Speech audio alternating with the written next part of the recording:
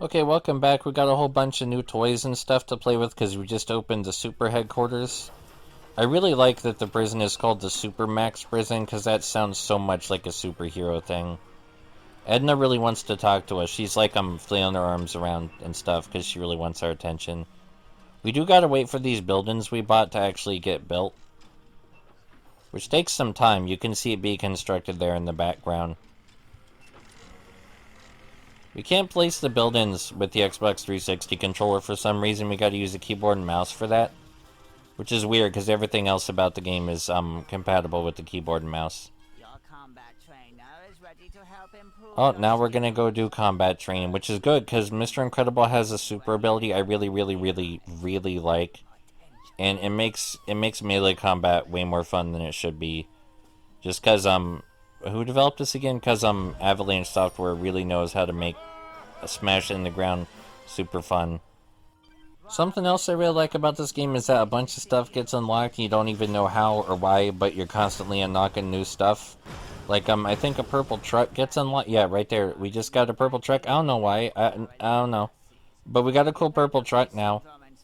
You need the latest skills, but not to worry, we have found you a trainer. I really want to go do the training thing right now, but we gotta wait for Edna to finish talking first. It'd be kind of cool if I could skip her dialogue, because I've already heard it so many times, because I played this game so many times. There's a lot of side quests and stuff too, by the way, not just main story stuff. And the side quests are just as fun. But this game's like 90 minutes long if you do only the main story stuff. All right, so this training facility teaches you everything you need to know about the combat, all of it. So it's really important to come here because this game's a beat 'em up. So there's a lot. That's the ability I was talking about. That one is super, super satisfying. I love it so much. It's my favorite thing about playing as Mr. Incredible. It's just super fun to smash the ground and see stuff go flying. I like how the toy ad for this thing mentions that you can use the glide pack for deliveries. Cause that's true. That's accurate. You can use the glide pack for deliveries. That's just probably not something that kids would think was super exciting. Is using the glide pack for deliveries. You can also use it to destroy stuff, though I don't think that's intended, but if you puff out the wings on the glide pack, you destroy anything standing near you. Thank you, Mr. Helicopter. I hope you didn't come here just to deliver that. I hope you're delivering other stuff too, because delivering that one tiny package seems like it's kind of a waste of your time. Now that we built the first one, we can build the Super Max Prison, but that will take time to get constructed, just like everything else. Part of the fun is the waiting, I think, waiting for it to get built, especially since you can watch it get built in like a really super cartoonish way. So, we can switch things around in our inventory, like weapons and stuff on our back, and in the other playsets, there's more weapons and stuff to switch to, but in this one, not so much. In the Toy Story playset, there's like a whole lot more stuff that you can equip. Like, there's guns, there's balls, there's goo. The Toy Story playset really feels like a tutorial for the entire rest of the game, which is weird because it doesn't come with the base pack, but The Incredibles does. This is like the base pack right here is The Incredibles playset. But it doesn't like teach you a whole lot about how Disney Infinity as a whole works. So this is the tutorial for the glide pack section, and we just gotta glide through some rings. It's no big deal. You can glide during the cutscene if you want, but that's a really bad idea because the camera angle makes it super hard to see what you're doing. There's a lot of challenges that specifically use the glide pack, which are also fun. I wasn't kidding when I said, oh, I missed. I wasn't kidding when I said there were a whole lot of side quests to do. Oh, I guess we still won even though I didn't do it right. But that's okay, because I know how to glide even if, I didn't prove I knew how to glide. I'm sorry, Edna. It was just too much fun. Hi, Rick Dicker. I think that's your name. It's unfortunate, but I like it. I like your name, Rick Dicker. I don't know how exactly to compliment you on your job in like the correct way, but you're super good at what you do, which is erase minds and publicity stuff. And I know that's not. Oh, I was gonna smash him, and I know that's not a very envied position, but that's because it's hard, and you do hard and good work. Anybody with an exclamation point is someone who needs our help, and we can help all of them. We can help everybody in the world with an exclamation point. But if they don't have an exclamation point, they don't want our help. And you don't want to try and force help onto people that don't want it because they've been there and they don't really like it. Okay, so we can do an uppercut combo by holding Y. We fling them in the air and smash them down, and it's super satisfying. It's more satisfying when they're not a hologram, but it destroys them real fast, and it looks super cool.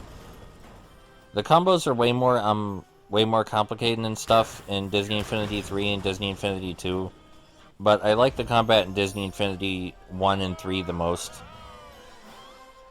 The combat at Disney Infinity 2 is okay, but it's kind of like kind of a waypoint. I can't help smashing the ground to send them flying because they're so tiny and they go flying so far. And they don't get hurt. Nobody gets hurt. So it's all good. I kind of wonder what Evil Syndrome's actually doing because nobody can get hurt and stuff. Maybe it's just a super inconvenience to have, you know, your buildings destroyed. So this is probably the most advanced of the combat mechanics.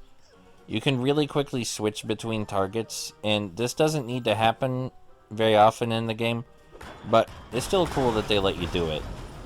It requires timing that's way harder than you'd think, though, so you gotta keep that in mind. Unlike the super in-depth combat tutorial stuff we're doing, I don't think you get an in-depth platforming tutorial or anything like that. I think it's I think the stuff we already did with the platforming is as hard as the platforming gets, so they probably didn't think it was necessary. This is just the dodge tutorial.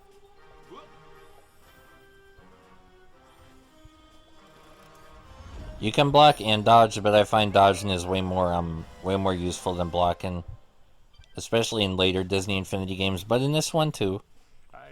Though being aggressive usually works out instead of being passive and dodging and stuff. Now we're going to switch to the other characters. This is Disney Infinity Gold Edition, so we have access to all the characters without having to buy them.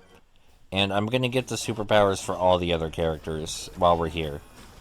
Mrs. Incredible superpower is probably my favorite out of all of them. Because, even though it's not great for combat, like, you just stick your hand and then fly toward him and kick him, it's super, super good for platforming because it's like a free grapple ability that only she has, and it makes the platforming so much easier and so much more fun. But you'll see that later. But this Elasti-Hand power is also really fun to annoy other people with if you're playing in co-op. Just in case you were curious. Alright, Syndrome's next. Syndrome, probably the most overpowered character. He has 0 point energy, so he basically wins every encounter by default, because you can just pick him up and throw him all over the place without any problems. Like, this is mostly a beat 'em up, and any of the missions involving combat, if you're playing as Syndrome, you just kind of win. Because Syndrome's 0 point energy is super overpowered. But I guess he was the most sought after action figure in the line, so that probably makes sense to make him the most powerful and stuff.